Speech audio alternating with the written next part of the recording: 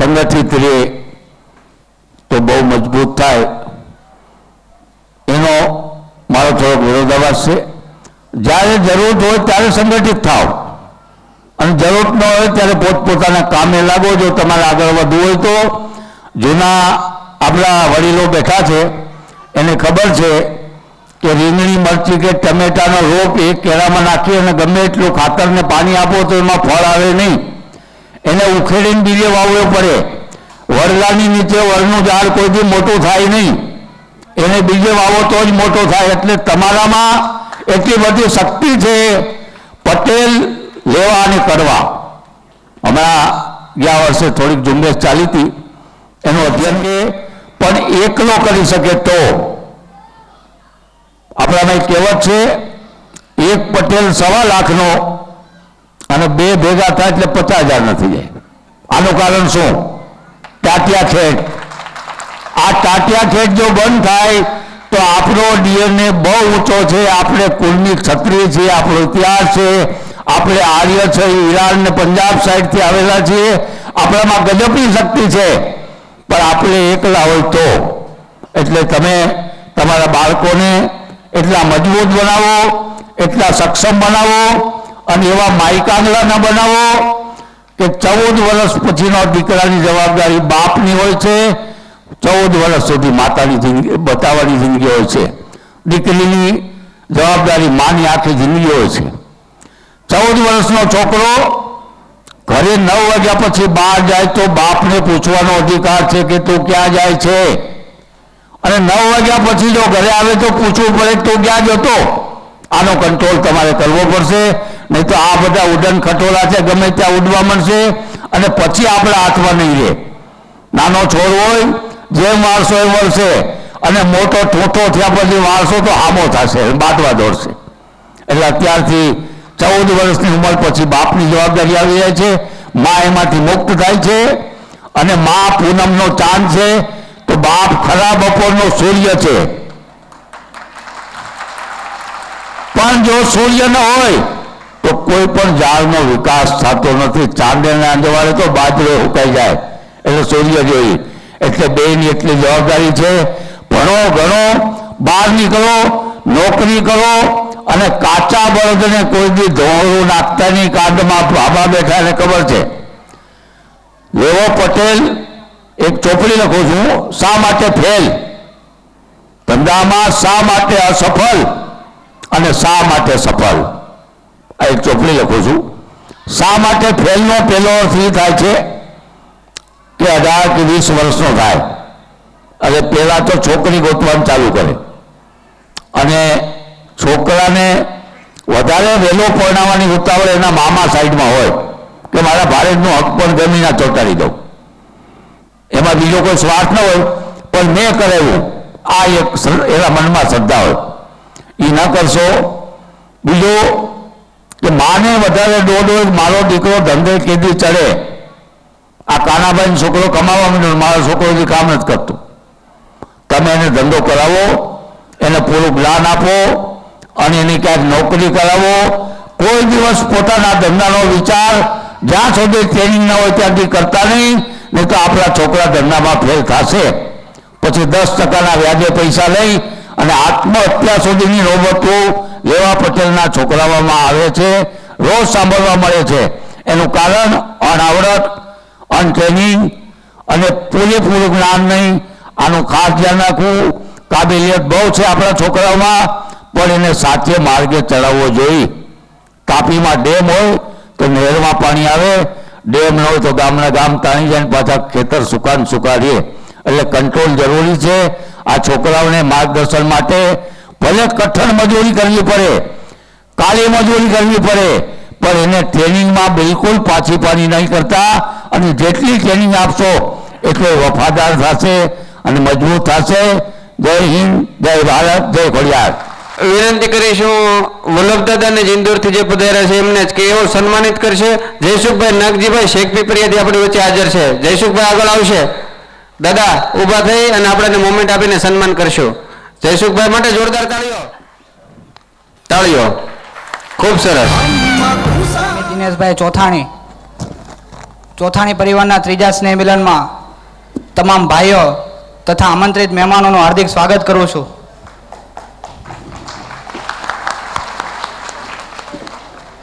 કહેવાય છે કે ભાષામાં જેટલા મૂળાક્ષરો વધારે હોય ભાષા એટલી વધારે સમૃદ્ધ લાગે. અને આપણી ગુજરાતી ભાષામાં તો જાણે મૂળાક્ષરોનો મેળાવડો જામ્યો હોય તેવું લાગે. નરસિંહ મહેતાએ આપેલી આ ભાષા સૌથી પહેલાં સંસ્કૃતમાંથી પ્રાકૃત અને પ્રાકૃતમાંથી ગુર્જર અને ત્યારબાદ ગુર્જરમાંથી ગુજરાતી થઈ. જાણે દૂધમાંથી દહીં, માખણ અને ઘી. આપણે ગુજરાતી ભાષાને છોડીને અંગ્રેજી ભાષા પાછળ એટલા પાગલ થયા છીએ કે મા બાપને ન આવડતું હોય તો પણ તૂટેલું ફૂટેલું અંગ્રેજી બોલવું પડે છે. પહેલાના સમયમાં જે બાપ દાદાઓ વાત કરતા હતા તે વાત આજના છોકરાઓને સમજાતી નથી અને જેને સમજાય છે તે તૂટેલી ફૂટેલી સમજાય છે. આપણી ગુજરાતી ભાષાની અંદર એટલી તાકાત છે કે બધાને આપણે મોજીલા લાગીએ. ગુજરાતની બહાર ક્યાંય ફરવા ગયા હોય અને લોકો આપણને કહે કે તમે ગુજરાતી છો, તમે ગુજરાતી બહુ મોજીલા.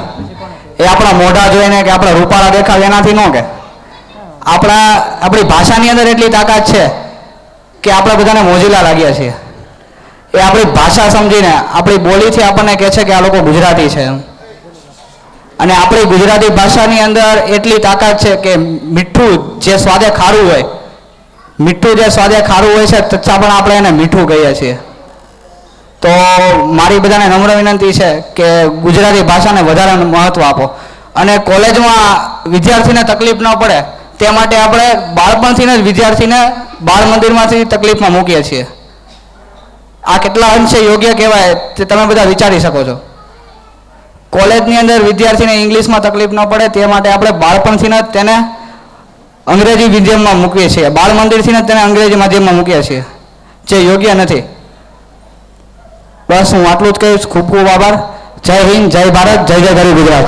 માતૃભાષા પ્રત્યે બધાને ખૂબ બધો આદર હોય છે.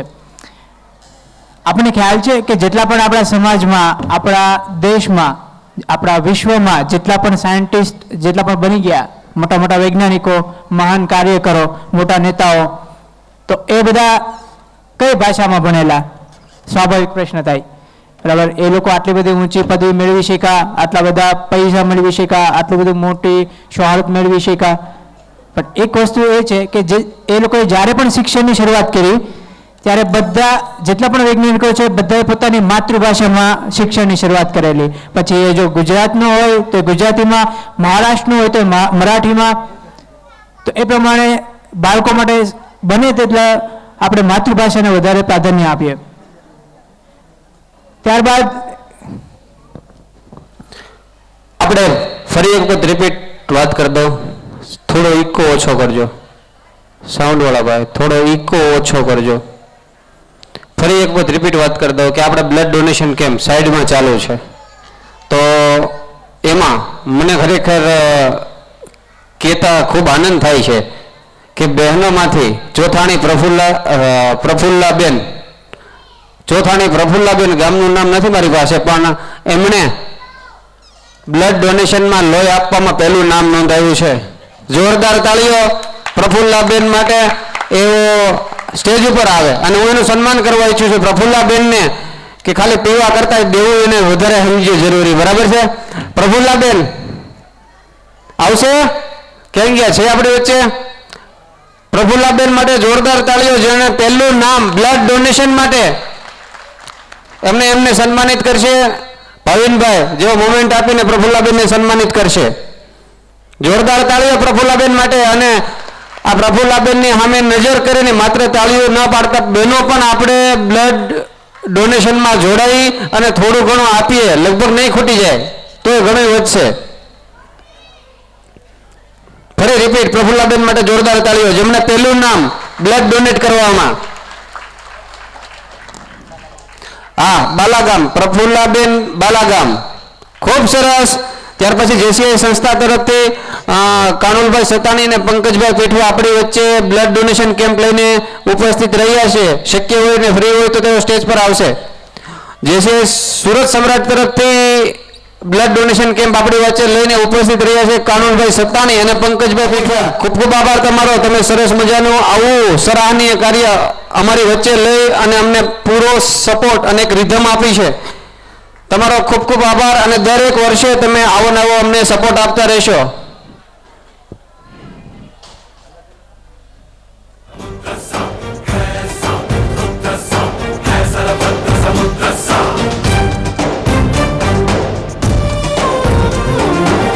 જોરદાર તાળીઓ બ્લડ ડોનેશન કેમ્પના ઓર્ગેનાઇઝરના માટે. સરસ. આગળ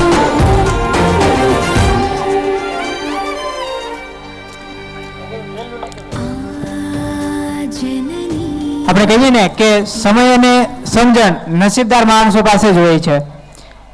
કારણ કે જ્યારે સમય હોય છે ને ત્યારે સમજણ નથી હોતી અને જ્યારે સમજણ આવે ને ત્યારે સમય ચાલી ગયો હોય છે. પણ કહી શકાય કે આ નસીબદાર માણસો જેને સમય સાચવી લીધેલો છે તો એવા આપણા દાતાઓ બરાબર કે જે પોતાનું યોગદાન આપીને કહેવાય ને કે સમાજને સાથે લઈને ચાલે છે. તો એવા આપણા દાતાઓને હું અહીંયાથી નામ જાહેર કરું છું.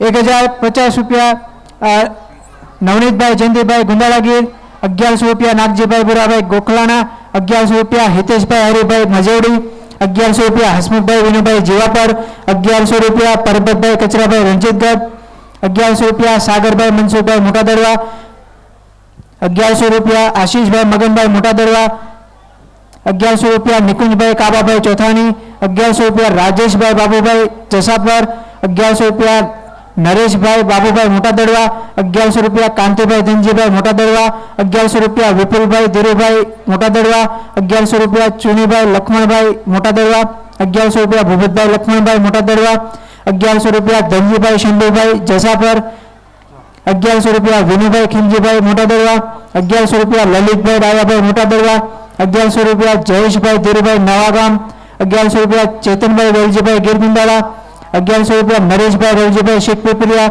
1100 રૂપિયા અરવિંદભાઈ મનુભાઈ શેખપીપરિયા, 1100 રૂપિયા જિગ્નેશભાઈ જયસુખભાઈ શેખપીપરિયા, 1100 રૂપિયા શરદભાઈ પૂનાભાઈ શેખપીપરિયા, 1100 રૂપિયા ઉમેશભાઈ અર્જનભાઈ શેખપીપરિયા, 1100 રૂપિયા અલ્પેશભાઈ મંજીભાઈ જસાપર, 1100 રૂપિયા રાજેન્દ્રભાઈ ગોરધનભાઈ જસાપર, 1101 અરવિંદભાઈ ગોરધનભાઈ ગલિયાવાડ, 1101 દિનેશભાઈ હિરજીભાઈ જસાપર, 1101 રાજેશભાઈ ભીખાભાઈ મજવડી, 1111 રૂપિયા મનસુખભાઈ ભાદાભાઈ પાટરામ, 1151 રૂપિયા ધીરુભાઈ શંભુભાઈ શેખપીપરિયા, 1151 રૂપિયા જીતુભાઈ બોગાભાઈ મોટાદરવા, 1551 ધર્મેશભાઈ મગનભાઈ જસાપર, 2100 રૂપિયા વિજયભાઈ વજલાલભાઈ આકોલવાડી, 2100 રૂપિયા પ્રવીણભાઈ છગનભાઈ ગોખલાણા, 2551 રૂપિયા સુરેશભાઈ જેઠાભાઈ બાલાગામ.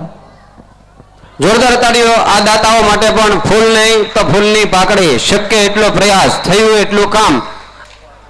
અને ત્યાર પછી આપણા પરિવારને જે સ્પોન્સરશિપ તરીકે જે સ્પોન્સરો મળ્યા છે એમના નામો અહીંયાથી લઈશ. તેઓ ફટાફટ સ્ટેજ ઉપર આવી અને પોતાનું સન્માન સ્વીકારશે.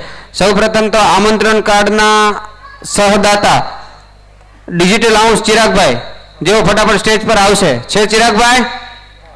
સરસ. અને એમને સન્માનિત કરશે લાલજીભાઈ રાઘોભાઈ જસાપર. લાલજીભાઈ રાઘોભાઈ ચલો ફટાફટ સ્ટેજ પર આવશે. અને ત્યાર પછી તૈયાર રહે આમંત્રણ કાર્ડના મુખ્ય દાતા અરવિંદ કલેક્શન ભૂપેન્દ્રભાઈ હાજર જ છે અહીંયા, અને એને સન્માનિત કરશે જયસુખભાઈ નાગજીભાઈ શેખપીપરિયા. એ સન્માનિત કરશો ડિજિટલ હાઉસ ચિરાગભાઈને. ચિરાગભાઈ માટે જોરદાર તાળીઓ.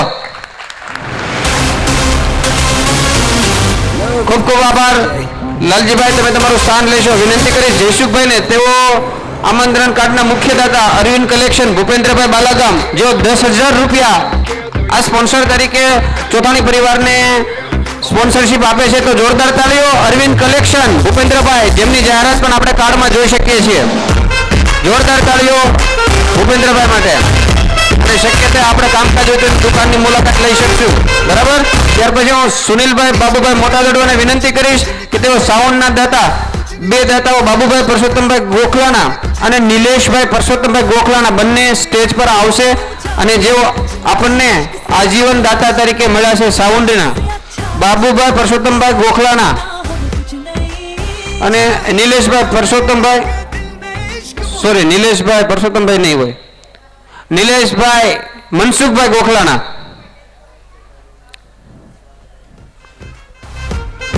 નિલેશભાઈ મનસુખભાઈ ગોખલાણા, જોરદાર તાળીઓ. સાઉન્ડના આજીવન દાતા છે સાહેબ. છે હાજર નિલેશભાઈ, આવી જાઓ, ઠેકડો મારી જાઓ, વાંધો નહીં, જબરું શરીર છે. જોરદાર તાળીઓ. સિંઘમ.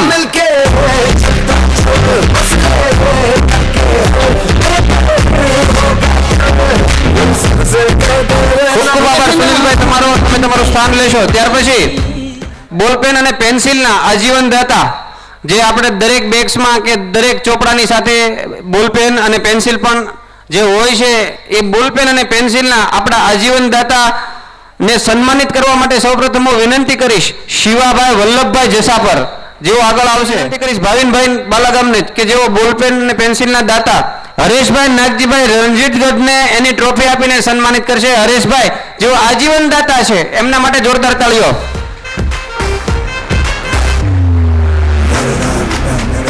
એવો સન્માનિત કરશે ફોટો તથા વિડીયોગ્રાફી, જે આપણે જોઈ રહ્યા છો, ફોટા તેમજ વિડીયોગ્રાફીના આજીવન દાતા પરેશભાઈ, આરતી સ્ટુડિયો નાના વરાછાનો ઢાળ, જે આપણા આજીવન દાતા છે, એમના માટે જોરદાર તાળીઓ. સારા ફોટા પાડે, તાળીઓ પાડો થોડીક, આપણા પાડે.